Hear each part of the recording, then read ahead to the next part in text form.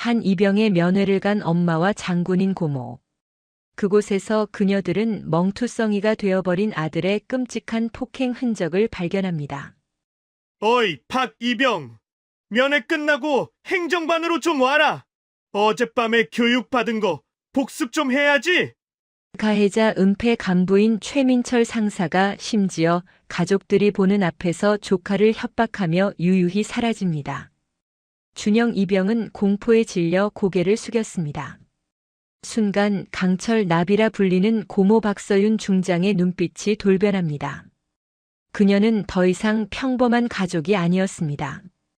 별 3개 장군, 합동참모본부 정보본부장의 냉정한 얼굴이 드러났습니다. 그녀가 참다 못해 전화를 건 곳은 다름 아닌 합참지휘 통제실이었습니다. 나다. 현 시간부로 육군 3사단 백골부대에 대한 합참 차원의 특별 감찰을 개시한다. 국방부 조사본부와 안보지원사 즉각 기동시켜. 여러분, 오늘도 편안한 시간 보내고 계신가요? 이등병의 절규를 묵살한 썩어빠진 군 지휘 체계를 별 3개의 분노로 단죄하는 피바람 개혁 이야기, 재미있게 시청하시고 내용이 마음에 드셨다면 구독과 좋아요 부탁드리겠습니다. 그럼 철원 백골 부대에서 벌어진 충격적인 이야기 시작하겠습니다. 새까만 어둠이 강원도 철원의 최전방을 집어삼켰다. 3사단 백골 부대가 자리한 이 지역의 밤은 살을 애는 듯한 찬 공기와 삭풍만이 지배했다. 혹한의 땅 백골 부대. 그 이름만큼이나 냉혹하고 무자비한 이등병의 생활은 박준영에게 끊임없는 고통이었다. 준영은 입대한 지 2달, 자대에 배치된 지 2주째였다. 그의 오른쪽 가슴에 달린 계급장, 검은 바탕 위에 하얀 마름모 2개는 그가 이 부대에서 가장 낮은 존재, 이병임을 증명하는 표식이었다. 생활관 안은 20명 남짓한 사내들의 거친 숨소리와 눅진한 땀 냄새, 그리고 짓누르는 계급의 무게로 가득 차 있었다. 생활관의 습도는 높았지만 군기만큼은 철원처럼 얼어붙어 있었다. 준영은 침상 위에서 간신히 몸을 웅크린 채 숨을 쉬고 있었다. 언제 터질지 모르는 시한폭탄, 생활관의 지배자 오진혁 병장의 움직임을 감지하기 위해 온몸의 신경을 곤두세웠다. 오 병장은 상병 2명과 함께 텔레비전을 보고 있었다. 낮게 깔린 뉴스 소리 사이로 오 병장의 낄낄거리는 웃음소리가 마치 사냥개의 울음처럼 날카롭게 들려왔다. 야, 박이병. 낮고 끈적한 목소리가 어둠을 갈랐다. 준영의 심장이 쿵 하고 바닥으로 떨어졌다. 모포 안에서 움찔거리던 준영은 거의 반사적으로 침상을 박차고 내려와 오병장 앞에 섰다. 이병 박준영. 명 받들겠습니다. 관등 성명을 대는 목소리는 떨렸고 그는 오병장의 눈을 감히 마주보지 못하고 바닥에 먼지 더미를 응시했다. 내가 너 부를 때 뭘 쳐다보라고 했냐? 땅바닥에 돈 떨어져 있냐? 오 병장은 텔레비전에서 눈을 떼지 않은 채 손에 쥐고 있던 플라스틱 칫솔을 준영의 머리통으로 던졌다. 딱 소리와 함께 칫솔모가 준영의 귀를 세차게 스쳤다. 죄송합니다. 병장님. 죄송한 건 죄송한 거고. 내 눈을 똑바로 보라고 개새끼야. 준영은 필사적으로 오 병장의 번들거리는 눈동자를 마주보았다. 오 병장은 그제야 고개를 돌려 준영을 위아래로 훑어보았다. 그의 시선은 흡사 정육점 주인이 고깃덩이를 살펴보는 것처럼 차갑고 탐욕스러웠다.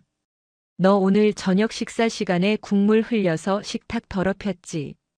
내가 내 뒤통수에서 흘리는 거 똑똑히 봤는데. 내 그족 같은 식판에서. 그게 아닙니다. 저는 흘리지 않았습니다. 준영은 무심코 사실대로 말해버렸다. 이등병에게는 허용되지 않는 변명이나 항변으로 해석될 수 있는 대사였다. 생활관 전체의 분위기가 일순간 얼어붙었다. 다른 선임들의 시선이 준영에게 꽂혔다. 뭐? 이 새끼가 어디서 거짓말을 짓거려? 내가 두 눈으로 똑똑히 봤는데 내가 아니라고 우겨. 오 병장이 벌떡 일어섰다. 그와 함께 상병 둘도 묵묵히 일어났다. 그것은 곧 폭행 직전의 공식적인 신호였다. 오 병장은 준영의 멱살을 잡아채고 생활관 밖으로 끌고 나갔다. 따라와, 박이병. 너 오늘 아주 뼈가 으스러지는 교육받을 거다. 내 놈 입에서 다시는 거짓말이 안 나오게 해줄게. 그들이 도착한 곳은 중대 건물 뒤편의 세탁 건조장이었다. 눅눅한 세제 냄새와 차가운 시멘트 냄새가 코를 찔렀다. 건조장은 중대장과 행정보급관의 시야가 닿지 않는 병사들만의 은밀한 폭력 공간이었다. 오 병장이 문을 닫자 바깥의 희미한 불빛마저 완벽히 차단되었다. 오 병장은 주머니에서 라이터를 꺼내 켰다. 찰칵 소리와 함께 그의 비열한 미소가 어둠 속에서 드러났다. 야, 박이병. 내가 감히 나한테 거짓말을 해? 내가 이 생활관의 왕이야. 내 말이 곧 법이라고, 족밥 새끼야. 오 병장의 오른손이 날카로운 소리를 내며 준영의 뺨을 후려쳤다. 짝. 뺨을 후려치는 소리가 건조장 안에 메아리 쳤다. 준영의 고개가 꺾이며 입술 안쪽이 찢어졌다. 입안 가득 비릿한 피맛이 퍼졌다. 정신 안 차려? 군대가 장난이야? 내가 내 계급장 마른 모를 다 떼어버릴 수도 있어. 내가 나한테 대든 죄는 여기서 목숨으로 갚아야 돼. 연이은 발길질이 준영의 복부와 옆구리를 사정없이 강타했다. 군화의 딱딱한 가죽이 뼈와 근육을 지식였다. 준영은 끄끄거리는 신음과 함께 차가운 시멘트 바닥에 쓰러졌다. 숨이 막혔다. 갈비뼈가 부러지는 듯한 고통이 온몸을 휘감았다. 야, 최상병, 박상병.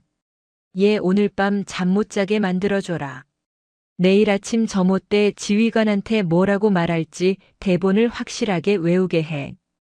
오 병장의 지시에 따라 상병들이 준영의 팔을 잡고 일으켜 세웠다. 준영은 온몸이 부서지는 고통 속에서 눈물과 콧물을 쏟아냈다. 울어. 남자 새끼가 질질 짜. 이 철원 땅의 법칙은 내가 정하는 거야. 내 목숨줄은 내 손에 달렸어. 오 병장은 군화발로 준영의 손등을 지그시 밟았다. 뼈가 으스러지는 듯한 극심한 통증에 준영은 소리 없는 비명을 질렀다. 내일 아침 내 놈 얼굴이 이 모양인 거 누구한테도 말하면 안 돼. 계단에서 굴렀다고 해. 알겠냐? 준영은 고통 속에 고개를 끄덕였다. 그날 밤의 폭행은 준영의 육신뿐만 아니라 군인으로서의 인간성마저 산산조각 냈다. 그가 속한 3사단 백골 부대는 그에게 생지옥 그 자체였다. 다음 날 아침 중대 전체에 기상 나팔 소리가 울려 퍼졌다. 병사들은 일제히 일어나 전쟁처럼 재빠르게 전투복을 갈아입었다. 준영은 밤새 한숨도 자지 못했다. 전신의 격통에 신음이 터져 나왔다. 어젯밤 오 병장에게 맞은 왼쪽 눈은 시퍼렇게 부어올라 제대로 떠지지도 않았다. 준영은 비틀거리며 화장실 거울 앞에 섰다. 거울 속에는 자신이 알던 청년의 모습은 없었다. 그는 모자를 깊숙이 눌러쓰고 서둘러 전투복 상의를 챙겨 입었다. 아침 점호를 위해 연병장으로 나서는 길, 오 병장은 마치 아무 일도 없었다는 듯이 준영의 어깨를 툭 치고 지나갔다. 연기 잘해라, 박이병. 내 목숨줄은 내 입에 달렸어. 진실은 말하지 마. 준영은 주먹을 꽉 쥐었다. 터진 입술이 다시 찢어져 피가 흘렀다. 수많은 병사들 사이에서 그 누구도 준영에게 눈길을 주지 않았다. 아니, 그들은 정확히 알고 있었지만 시선을 마주치지 않으려 애썼다. 방관이 이 부대의 잔인한 규칙이었다. 중대 인원 보고. 중대장 이태준 대위의 우렁찬 목소리가 아침 공기를 갈랐다. 이 대위의 군복 어깨에는 금빛 무궁화 4개가 빛나고 있었다. 그는 곧 있을 연대평가에서 우수 중대 타이틀을 쟁취해야 하는 실적 지상주의자였다. 그의 성공에는 어떤 부정적인 보고도 방해가 되어서는 안 되었다. 이병 박준영. 백골. 준영은 관등 성명을 대며 경례했다. 고개를 숙이고 있던 탓에 경례 각도가 흐트러졌다. 이 대위가 미간을 찌푸리며 준영에게 다가왔다. 고개 들어. 준영은 망설였다. 오 병장의 살기 어린 경고가 귓가를 맴돌았다. 고개 들라고. 준영이 천천히 고개를 들었다. 모자챙 아래로 드러난 끔찍한 상처에 중대장의 눈이 커졌다. 연병장에 잠시 정적이 흘렀다. 오 병장은 대열 속에서 보이지 않는 미소를 짓고 있었다. 너 얼굴 왜 이래? 누구한테 맞았어? 준영은 어젯밤 수십 번도 더 연습했던 대사를 내뱉었다. 죄송합니다. 어젯밤 계단에서 발을 헛디뎌 굴러 넘어졌습니다. 부주의했습니다. 이태준 대위는 준영의 멍든 얼굴과 그 뒤에 서 있는 오 병장을 차례로 훑어보았다. 그는 이 상황이 단순 사고가 아님을 본능적으로 알았다. 하지만 그는 계산했다. 이 사건이 수면 위로 떠오르면 중대 전체의 평가가 와르르 무너진다. 그래. 점호 끝나고 의무대 가서 진료받아. 다음부턴 내 몸 간수 잘해. 이병 박준영. 알겠습니다. 그게 끝이었다. 중대장은 더 이상 묻지 않고 돌아섰다. 준영은 다시 고개를 숙였다. 작은 희망마저 사라지는 순간이었다. 지휘관은 진실을 알면서도 자신의 실적을 위해 묵인한 것이다. 그날 오후 준영은 절박한 심정으로 중대 행정반을 찾았다. 벽에는 마음의 편지함이 걸려 있었다. 익명성이 보장된다는 문구가 그의 눈에 들어왔다. 준영은 화장실 칸에 숨어 떨리는 손으로 편지를 썼다. 자신이 당한 폭행, 오진혁 병장의 이름, 상병들의 가담, 그리고 어젯밤의 잔혹한 일까지 상세히 적었다. 그는 편지의 말미에 이렇게 덧붙였다. 중대장님도 제 상처를 보고도 조심하라는 말만 하고 덮었습니다. 부대 전체가 저를 외면하고 있습니다. 저를 여기서 꺼내 주십시오. 저는 여기서 죽을 것 같습니다. 준영은 누구도 보지 않는 틈을 타 편지를 건의함 깊숙이 밀어넣었다. 그 한 장의 종이에는 그의 모든 절규와 마지막 생존 의지가 담겨 있었다. 준영의 희망은 이틀 뒤 중대 행정보급관 최민철 상사에 의해 산산조각 났다. 최 상사의 군복 팔에는 금빛 은행잎 4개가 빛나는 상사 계급장이 달려 있었다. 그는 중대장의 오른팔이자 병사들을 관리하는 실질적인 권력자였다. 최 상사는 주말 오후 일과를 피해 건의함을 열어보는 것을 습관처럼 여겼다. 몇 장의 시시콜콜한 건의 사항들 사이에서 유독 빼곡하게 적힌 준영의 편지를 발견했다. 편지를 읽어 내려가던 최 상사의 미간이 굳어졌다. 오진혁 병장 폭행, 중대장 묵인, 군대 폭력. 최 상사는 혀를 차며 자리에서 일어났다. 그는 중대장의 평가를 망치고 싶지 않았다. 이태준 대위의 진급이 곧 자신의 안락한 군 생활을 보장해 줄 것이기 때문이었다. 그는 텔레비전을 보던 오진혁 병장을 불렀다. 야, 오 병장. 너 때문에 내가 귀찮아 죽겠다. 다음 주 연대장님 순시 때 사고 터지면 너만 영창 가는 게 아니라 나랑 중대장님까지 진급물 건너가. 알아서 처리해. 최 상사는 준영의 절규가 담긴 편지를 오 병장에게 건넸다.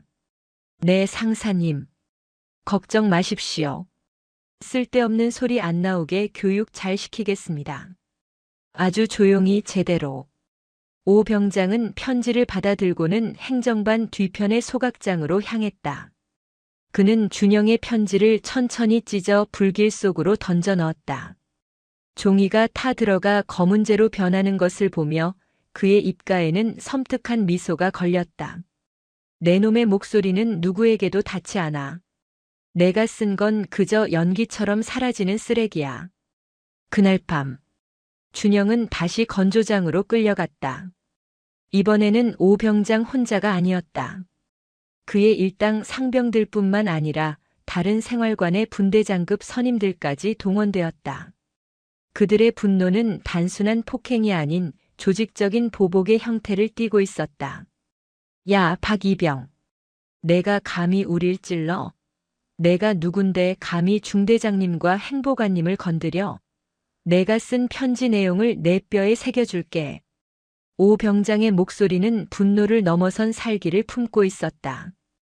준영은 자신이 마지막으로 기댔던 희망이 자신을 더 깊은 나락으로 밀어넣었다는 것을 깨달았다. 편지 내용은 아주 자세하더라. 오진혁 병장이 나를 짐승처럼 때렸다고. 너 오늘 내가 진짜 짐승이 뭔지 보여줄게. 내가 쓴 거 내가 하나도 빠짐없이 내 몸으로 돌려줄게. 이날의 폭행은 이전보다 훨씬 더 잔혹하고 길었다.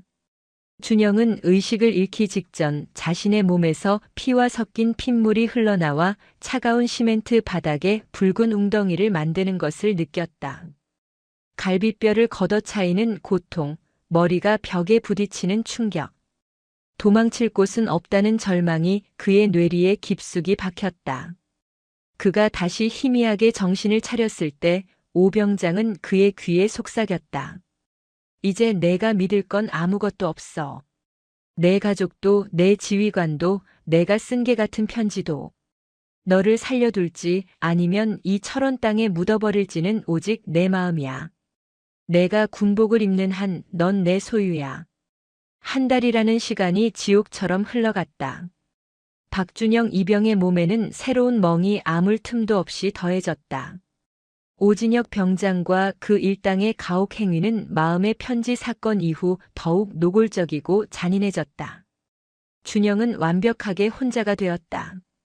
철원의 겨울은 끝없이 길었고 그의 삶도 끝없이 절망적이었다. 절망적인 시간이 흐르던 어느 토요일 오후 박준영 이병에게 면회 신청이 들어왔다. 부모님과 고모.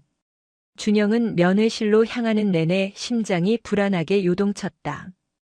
이 만신창이가 된 얼굴, 이 죽어버린 눈빛을 어떻게 설명해야 할까?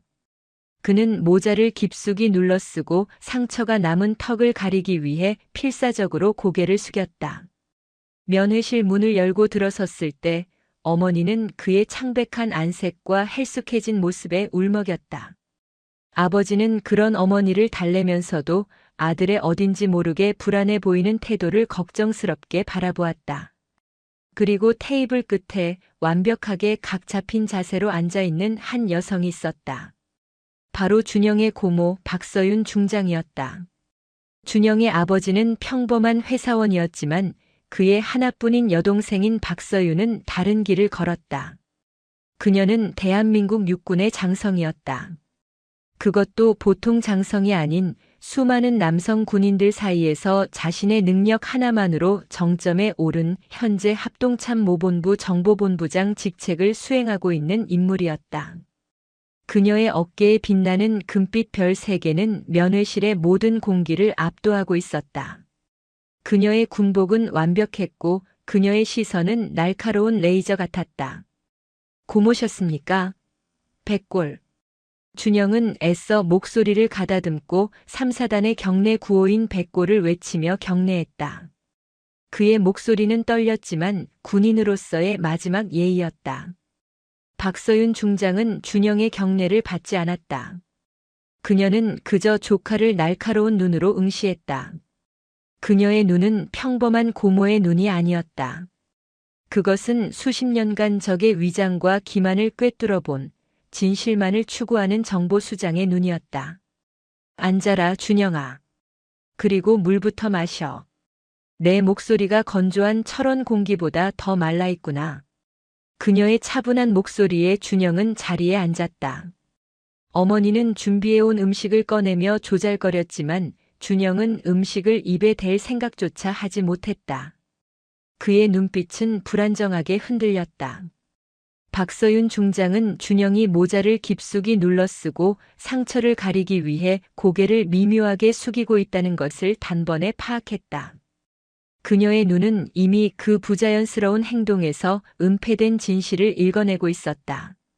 준영아. 예, 고모. 모자 벗어. 지금 당장.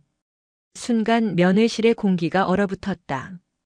어머니의 손이 멈칫했고 아버지는 상황의 심각성을 깨닫고 침묵했다. 아, 실례라서 벗겠습니다. 준영은 떨리는 손으로 모자를 벗었다. 그리고 드러난 그의 왼쪽 눈두덩. 한 달이 지났음에도 불구하고 보라색과 푸른색이 섞인 멍 자국과 관자놀이 근처에 선명하게 남아있는 작은 흉터가 그대로 노출되었다. 상처는 치료된 것이 아니라 방치되어 피부 조직이 변형된 흔적이었다. 이건 뭐지? 내가 계단에서 굴렀다고 보고됐는데. 훈련 중에 생긴 타박상이라고. 아, 그게 훈련 중에. 준영은 다시 어젯밤 오 병장이 강요한 거짓말을 반복하려 했다. 거짓말하지 마라. 훈련. 무슨 훈련이 관자놀이에 둔기의 흔적을 남기지. 이건 단순한 타박상이 아니다. 내 피부가 겹치고 겹쳐서 색깔이 변했어. 뼈에 극심한 충격이 가해진 흔적이다.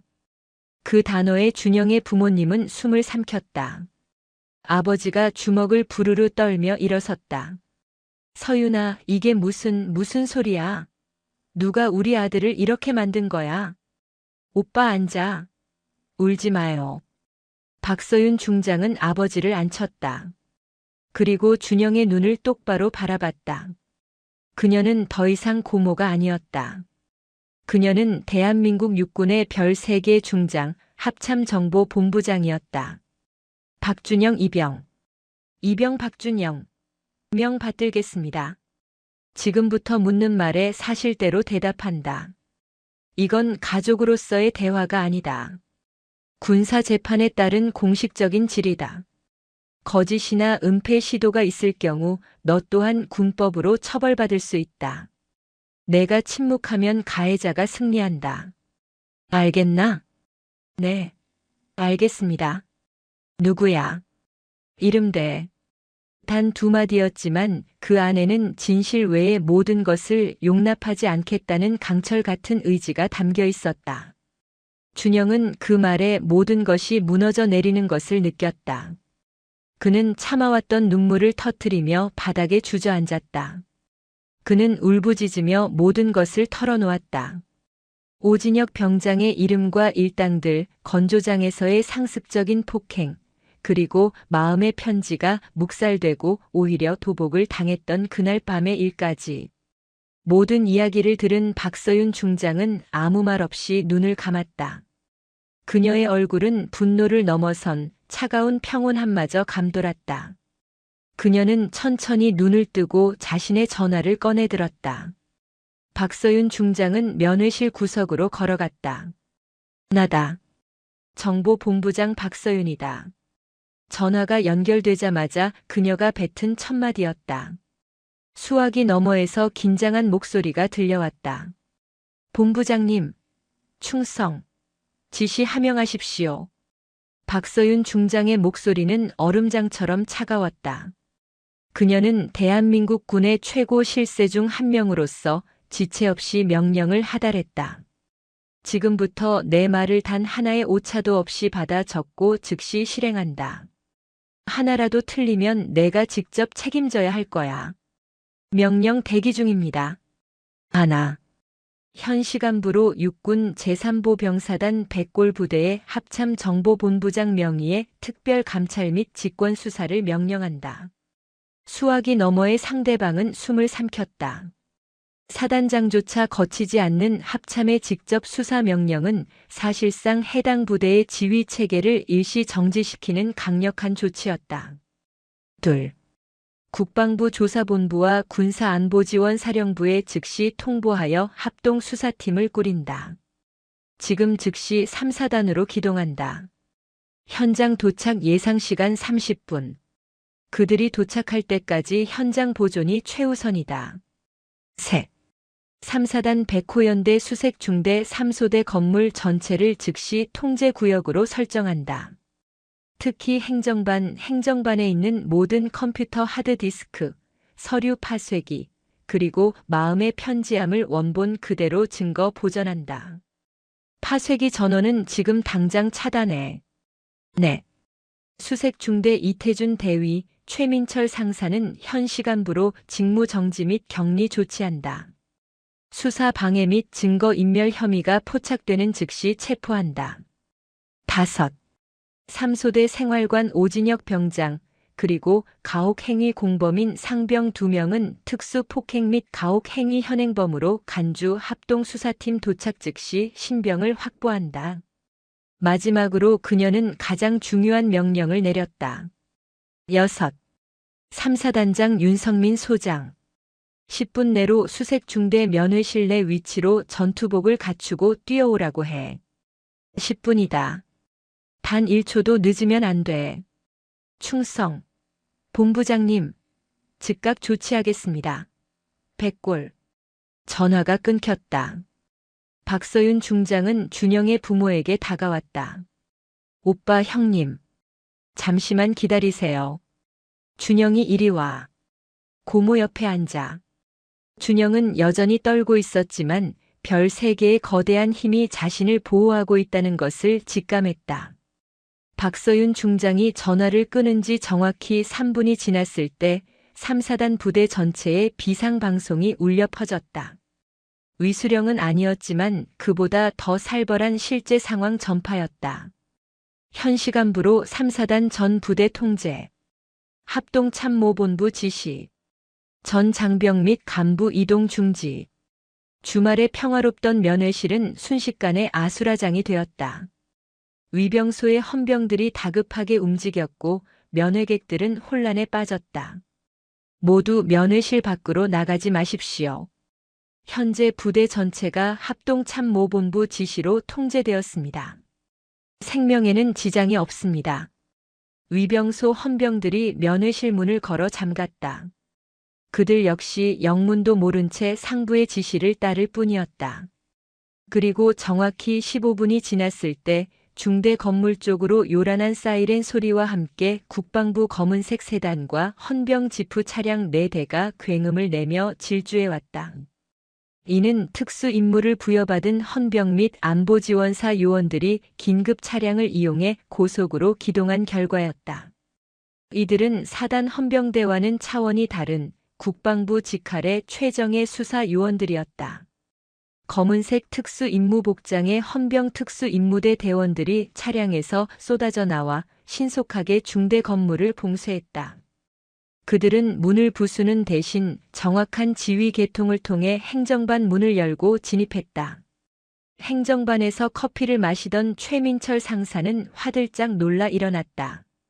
누구야? 여긴 왜? 국방부 조사본부 합동수사팀이다. 최민철 상사. 직무유기 및 증거인멸 교사 혐의로 직무 정지한다. 지금부터 모든 행동을 통제한다. 최 상사는 영문도 모른 채 수갑이 채워졌다. 동시에 다른 팀이 삼소대 생활관으로 진입했다. 오진혁 병장과 그 일당은 텔레비전을 보며 잡담을 나누고 있었다. 그들은 들이닥친 수사관들에게 압도적인 힘으로 순식간에 제압당했다. 뭐야? 이거 안 나? 오 병장이 발악했지만 수사관의 강력한 제압 기술에 명치를 가격당하고 숨을 골랐다. 이 모든 상황이 박서윤 중장이 전화를 끊은 지 정확히 20분 만에 일어난 일이었다. 그리고 정확히 10분이 되기 직전 면회실 문이 거칠게 열렸다. 3사단장 윤성민 소장이 전투복도 제대로 갖춰 입지 못한 채 땀을 뻘뻘 흘리며 뛰어들어왔다. 그의 뒤에는 참모장과 헌병대장이 사색이 된 얼굴로 따라붙었다. 윤 소장의 어깨에는 그의 계급을 상징하는 금빛 별 2개가 빛나고 있었다. 충성. 본부장님. 뭐 어쩐 일로. 윤성민 소장은 자신의 눈앞에 있는 별 3개, 그것도 합참의 실세 중 실세인 정보본부장을 보고 말을 잇지 못했다. 그는 그제야 이 엄청난 군사적 조치가 무엇 때문에 일어났는지 깨달았다. 박서윤 중장은 경례를 받지도 자리에서 일어나지도 않았다. 그녀는 윤 소장을 차갑게 올려다보며 옆에 앉은 준영의 멍든 얼굴을 손가락으로 가리켰다. 윤 소장. 예, 본부장님. 이 아이, 내 조카 박준영 이병이야. 윤성민 소장의 얼굴이 완전히 질렸다. 그리고 이게 윤 소장이 지휘하는 3사단 백골 부대의 현주소고 내 놈들의 썩어빠진 군기가 낳은 결과다. 박서윤 중장은 자리에서 일어났다. 그녀는 윤 소장에게 다가가 그의 가슴팍을 손가락으로 툭툭 쳤다. 사단장이 자기 부대에서 병사 하나가 고문당해 죽어가는 것도 모르고 있었다는 게 말이 되나? 아니면 알고도 실적 때문에 묵인한 건가? 모른 건 무능이고 묵인했다면 내 놈도 공범이다. 박서윤 중장은 윤성민 소장의 충성 경례를 받지 않고 그의 썩어 문드러진 지휘 체계를 질타했다. 윤 소장, 자네가 지휘하는 별 2개 사단에서 한 이등병이 고문당해 죽어가고 있었다는 뜻이야. 모른 건 무능이고 묵인했다면 그건 국가에 대한 반역이다. 자네에게 기회를 주지. 당장 수색 중대 건조장으로 가지. 자네가 직접 봐야 할 게 있어. 박서윤 중장과 윤성민 소장은 사단 헌병대장과 함께 수색 중대 건물 뒤편의 세탁 건조장 앞에 섰다. 건조장은 이미 합동수사팀에 의해 노란색 통제선으로 둘러싸여 있었다. 눅눅한 세제 냄새 대신 피와 소독약 냄새가 진동했다. 수사관이 앞으로 나서며 보고했다. 보고 드립니다. 현장 감식 결과 세탁기 뒤편과 배수구 근처에서 다량의 혈흔이 발견되었습니다. 루미놀 반응 결과 차가운 시멘트 바닥 곳곳에 닦아내려 한 흔적이 광범위하게 식별되었습니다. 수사관이 자외선 램프 아래 푸른 빛으로 빛나는 바닥을 가리켰다. 그것은 박준영 이병이 흘린 피의 흔적이었다. 윤성민 소장은 입술이 바싹 말랐다. 또한 행정반 서류 파쇄기에서 수거한 조각들을 맞춰 복원했습니다. 이것을 발견했습니다. 수사관이 증거물 봉투를 들어 올렸다. 그 안에는 피에 섞여 굳어진 찢어진 종이 조각들이 복원되어 있었다. 그것은 박준영 이병이 쓴 마음의 편지 원본이었다. 오진혁 병장의 이름, 폭행 사실, 그리고 은폐 시도까지 모든 것이 적나라하게 적혀 있었다. 윤성민 소장은 편지 사본을 읽어내려가다 결국 그 자리에 무릎을 꿇었다. 그의 별 2개 장성 군복은 흙바닥에 닿았다. 그는 자신의 부대에서 벌어진 이 끔찍한 조직적 범죄에 대해 치욕을 느꼈다. 본부장님, 제가 사단장으로서 면목이 없습니다. 저에게 이 썩은 뿌리를 도려낼 권한을 주십시오. 징계위원회를 열겠습니다. 제가 직접 위원장이 되겠습니다. 박서윤 중장은 윤 소장을 일으켜 세우지 않았다. 좋아. 자네의 그 결의가 진심이길 바라지. 당장 사단장 직권으로 긴급 징계위원회를 소집해. 내가 직접 참관하겠다. 자네의 부하들이 한 병사의 인권을 짓밟고 그것을 조직적으로 은폐한 죄를 이 백골 부대의 모든 장병들이 알아야 해. 3사단 사령부 대회의실은 차가운 정적이 감돌았다. 긴급 소집된 징계위원회는 사단장 윤성민 소장이 직접 위원장을 맡았고 상석에는 합참정보본부장 박서윤 중장이 배석했다. 그녀의 존재 자체가 모든 위원들의 목을 조르고 있었다. 첫 번째는 은폐에 가담한 지휘관들이었다. 이태준 대위, 최민철 상사가 헌병대에 이끌려 수갑을 찬 채 들어왔다. 그들의 계급장, 금빛 무궁화와 은행잎은 이미 빛을 잃었다. 윤성민 소장은 신문을 시작했다. 이태준 대위, 자네는 중대장으로서 소속 병사의 상습적인 구타 및 가혹 행위를 인지하고도 이를 묵살하고 은폐하려 했나? 이 대위는 고개를 숙인 채 변명하려 했다. 하지만 박서윤 중장의 증거 제시에 모든 것이 무너졌다.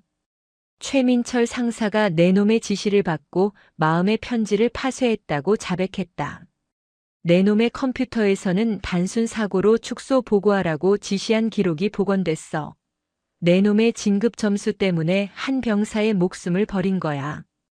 결국 징계 결과가 발표되었다. 이태준 대위와 최민철 상사는 지휘관 및 간부로서의 기본 임무를 망각하고 진실을 조직적으로 은폐하려 한 죄가 극히 무겁다 하여 즉시 보직 해임되고 육군중앙수사단의 이첩 정식 군사재판에 회부되었다. 그들의 군 생활은 한순간의 잘못된 판단으로 끝이 났다. 다음은 가해자들이었다. 오진혁 병장과 공범 상병들이 죄수복 차림으로 들어왔다. 윤성민 소장은 일말의 동정심도 없이 선고했다. 너희는 군인도 아니다. 너희는 군복 입은 폭력배에 불과해. 너희는 전우를 지켜야 할 손으로 전우를 짓밟았다. 오진혁 병장 일당 3사람은 병역 내 상습 폭행, 가혹 행위, 명령 불복종 등 모든 혐의를 적용받아 육군 교도소에 수감되었다. 또한 남은 복무 기간과 관계없이 불명예 강등 조치가 명해졌다. 그들은 한때 생활관의 왕이었지만 이제 모든 것을 잃고 범죄자로 전락했다. 징계위원회가 끝나고 윤성민 소장은 박서윤 중장 앞에 섰다. 윤 소장, 자네에게 다시 묻지.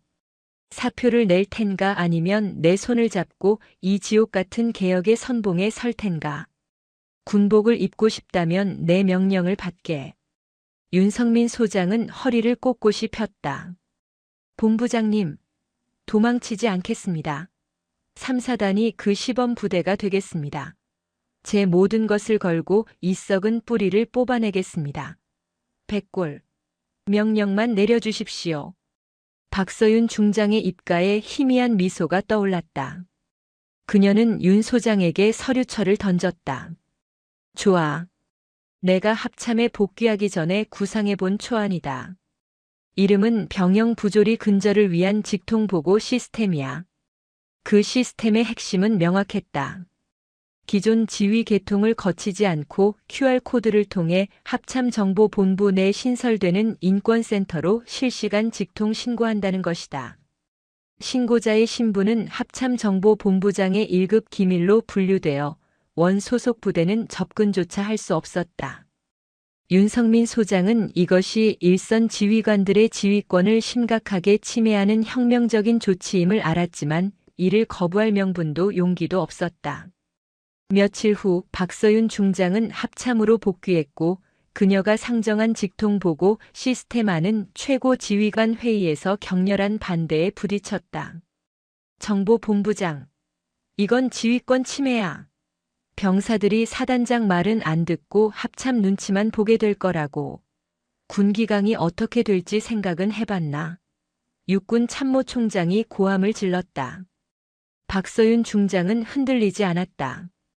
그녀는 회의장 스크린에 박준영 이병의 멍든 얼굴 사진을 띄웠다. 제 조카입니다. 3사단에서 선임병들에게 짐승 취급을 받으며 맞았습니다.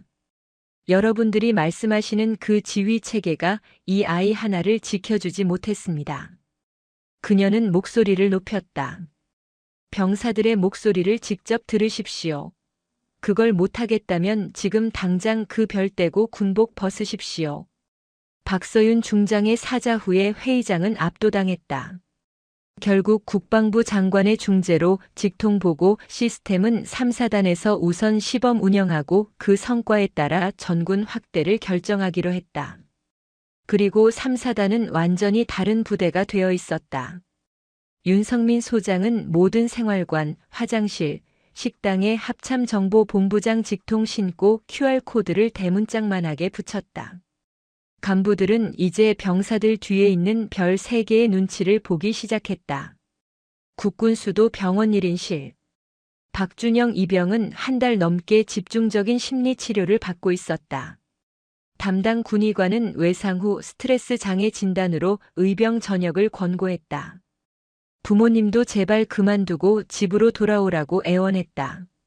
그때 병실 문을 노크하는 소리가 들렸다. 사복 차림의 박서윤 중장이었다.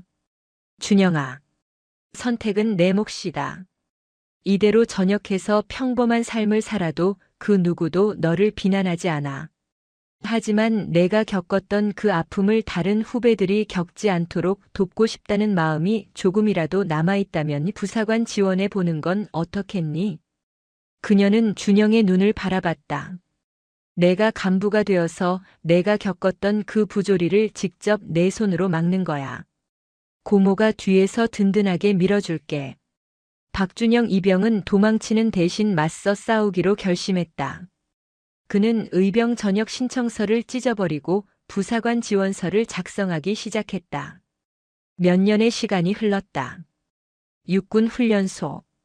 수백 명의 훈련병들이 도열해 있었다. 한 남자가 그들 앞을 천천히 걸어가고 있었다.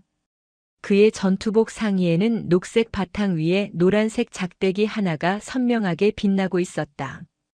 바로 박준영 하사였다. 박준영 하사는 훈련병들의 눈빛만 봐도 그들의 상태를 알 수 있었다. 며칠간 잠을 설치는 훈련병, 그리고 동기들 사이에서 따돌림 당하고 있는 훈련병까지. 그는 훈련을 마친 후 조용히 한 훈련병을 분대장실로 불렀다. 너 며칠 전부터 밥도 잘 안 먹고 밤에 잠도 못 자지. 생활관 동기들이 너 따돌리나? 훈련병의 눈이 커졌고 결국 참았던 눈물이 터져 나왔다. 어떻게 하셨습니까? 나도 너만 할 때, 나도 이병일 때 그랬거든. 박준영 하사는 자신의 책상 서랍에 코팅되어 있는 마음의 편지 원본을 보여주었다. 하지만 지금은 달라. 저기 벽에 붙은 QR코드 보이지? 합참정보본부장 직통 신고 라인이야. 저게 있으면 넌 혼자가 아니야. 하지만 저걸 쓰기 전에 나한테 먼저 얘기해주면 안 될까? 내가 내 분대장이잖아. 내가 먼저 내 편이 되어줄게. 훈련병은 박준영 하사의 눈을 바라봤다. 그곳에는 오직 자신의 고통을 진심으로 이해해주는 한 사람의 군인의 눈빛이 있었다. 철원의 차가운 건조장에서 시작된 한 이등병의 절망은 이제 수많은 훈련병들을 지키는 희망의 불씨가 되어 타오르고 있었다. 박준영 하사와 박서윤 중장은 그렇게 자신들의 자리에서 대한민국 군대를 바꾸고 있었다.